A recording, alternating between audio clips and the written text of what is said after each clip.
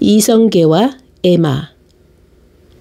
함경남도 함흥의 발룡산 기슭에 네모난 비석이 서 있는데 이곳이 바로 이성계, 즉 이태조가 젊었을 때 무예를 익히던 치마대인 것이다. 이성계가 영흥에서 함흥으로 옮겨왔을 때 그의 나이는 20살이었다. 패기가 왕성한 이성계는 그 나이에 벌써 남달리 뛰어난 무예를 수업하고 있었다. 그는 하루도 빠짐없이 말 달리기와 활쏘기 그리고 검술 등 무예 연습에 온갖 정력을 쏟고 있었던 것이다. 그런데 그에게는 한 가지 불만이 있었다. 그것은 훌륭한 말이었다.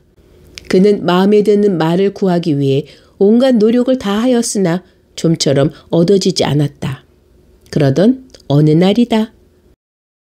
이태조에게 반가운 소식이 들려왔다. 무엇이라고? 그게 정말인가? 네, 송종에서 보고 온 사람이 있습니다. 그 하인의 말에 의하면 연포 송종 부근에 주인 없는 말 한 뿔이 나타났다는 것이다. 그런데 입을 벌리고 울 때는 인근의 산천이 울리고 앞으로 달릴 때는 마치 비호 같았다. 게다가 성질이 사납고 힘이 억세어 사람이 가까이 가기만 하면 마구 대들어 아무도 그 말 곁에 접근을 못한다는 것이다. 이 말을 들은 이성계는 더 지체할 수가 없었다. 그는 단신으로 집을 나섰다. 하늘은 나에게 뛰어난 용맹을 주시고 또한 나의 짝이 될 용마를 주시는가 보구나. 이렇게 중얼거리며 걸음을 재촉했다. 함흥에서 송종까지는 약 30리 길이었다. 이성계는 단숨에 걸어서 송종에 이르렀다. 과연 저쪽 풀밭에 큰 말 한 필이 이리 뛰고 저리 달리고 있는 것이었다. 저 포악한 말에 어떻게 접근을 할까? 하고 궁리하던 이성계는 풀을 베어다가 말을 먹이며 차츰차츰 접근했다. 그런데 이상한 일이었다. 그 무섭던 말이 급작스레 온순해지며 굴레를 씌워도 조금도 반항하지 않는 것이었다. 하늘이 나에게 내리신 말이로구나. 그는 이렇게 감탄하며 말 잔등에 올라탔다. 그러자 말은 기다렸다는 듯이 하고 큰 소리를 지르며 발굽을 모아 내달리는 것이었다. 과연 장사와 짝이 될 만한 명마였다. 이태조의 기쁨은 이만저만이 아니었다. 이런 말이면 어디를 가나 마음이 든든했다. 그리고 자기의 무예를 더욱 빛내줄 것이라고 믿고 기뻐했던 것이다. 집으로 돌아온 이태조는 이튿날부터 발룡산으로 말을 달리며 길을 들이기 시작했다. 그의 치마장은 서쪽으로 성천이란 강을 끼고 있으며 동쪽으로는 호련이란 강이 흐른다. 그리고 남쪽으로는 광활한 함흥평화를 낀 천연적으로 훌륭한 곳이었다. 이 치마장에서 약 30리 떨어져 있는 운존에는 격구장이 있는데 이곳은 태조가 옛적에 놀던 곳이다.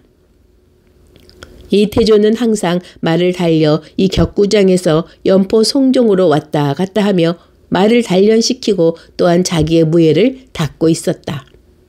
더욱이 격구장으로 가는 중간에는 호연천이란 강이 있어 그 강가의 넓은 백사장에서 말달기를 하던 것이었다. 이렇게 무예를 익히던 이태조는 어느 날 정장을 하고 집을 나섰다. 등에는 활통을 메고 허리에는 긴 칼을 차고 말 위에 올라앉아 치마장으로 말을 달렸다. 태조는 치마장에 이르자 활에 화살을 당기면서 말을 향해 내가 이제 연포정으로 활을 쏠 터이니 너는 이 화살이 날아가 떨어지기 전에 그곳에 당도해야 한다. 만일 내가 화살보다 늦게 도착하는 때는 너의 목을 가차없이 베고 말 것이다. 너도 알다시피 군법에는 추워도 용서가 없는 법. 그러니 사력을 다해 달려야 한다. 하고 타이르는 것이었다. 그러자 말은 알아들었다는 듯이 하고 길게 울었다. 오냐, 그러면 이제 화살을 쏠 터이니 시위 소리가 나거든 동시에 달리는 것이다.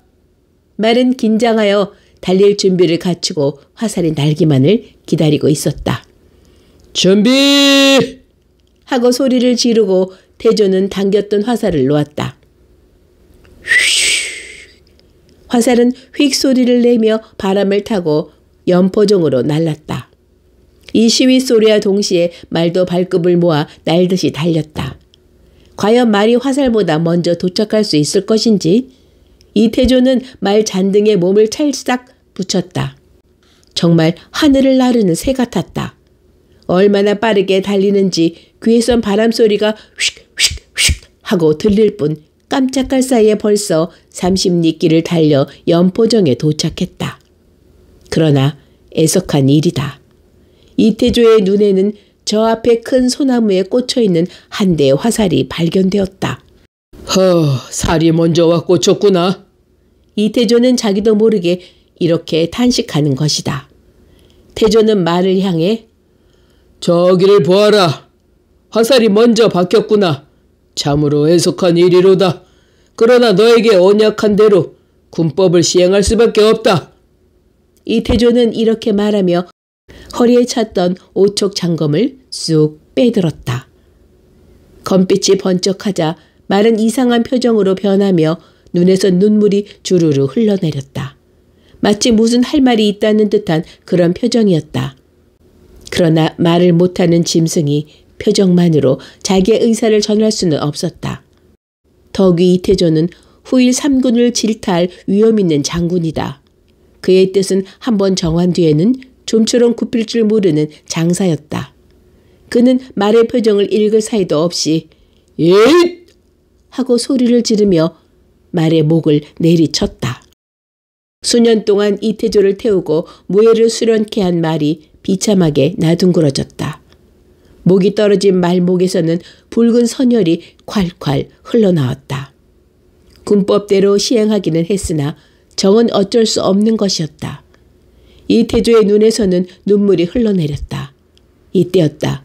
공중에서 휙 소리가 나면서 화살 한 개가 날아오더니 태조의 옆에 떨어지는 것이 아닌가? 아니, 이 화살이... 이태조는 얼른 그 화살을 집어들었다. 그런데 그 화살은 방금 치마장에서 쏜 화살이 틀림없었다. 그렇다면 이 말이 화살보다 먼저 도달했던 것이로구나. 이태조는 자기의 어리석음을 통탄하는 것이었으나 아무 소용이 없었다. 먼저 소나무에 박혀있던 살은 전날 활 쏘기 할 때 날아와 박힌 것이었다. 그런데 그것을 치마장에서 쏜 활로 잘못 알았던 것이다. 이 일을 어쩌면 좋단 말인가. 내가 조금만 더 참았더라면... 이제 후회한들 죽은 말이 살아날 리가 없다. 그럴수록 가슴을 치고 싶을 뿐이었다. 그는 옆에 쓰러져 있는 말을 끌어안고 굵은 눈물을 흘렸다. 그는 정신없이 울고 있다가 날이 저물어서야 집으로 돌아왔다. 아무리 후회를 안으려고 하나 너무나 큰 잘못을 저질렀기 때문에 견딜 수가 없었다. 더욱이 30리길을 화살보다 빨리 달린 용마를 잃은 그의 가슴은 사랑하는 자식을 잃은 것보다 더 쓰리고 아팠다. 그 애통한 마음은 그에게 영원히 잊혀지지 않았다. 그는 그 말을 묻고 해마다 제사를 지냈다. 그 후 고려조가 멸망하고 이태조가 등극하였다.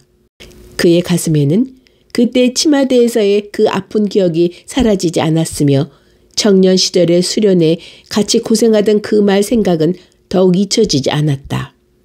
그리하여 이태조가 왕위에 오르자 그 말이 죽은 곳을 치마대의 국이라 명명하고 비각을 세우게 했다. 지금도 발룡산 기슭에 이르면 이 비각이 서 있어 옛날 이야기를 말없이 전해주고 있는 것이다.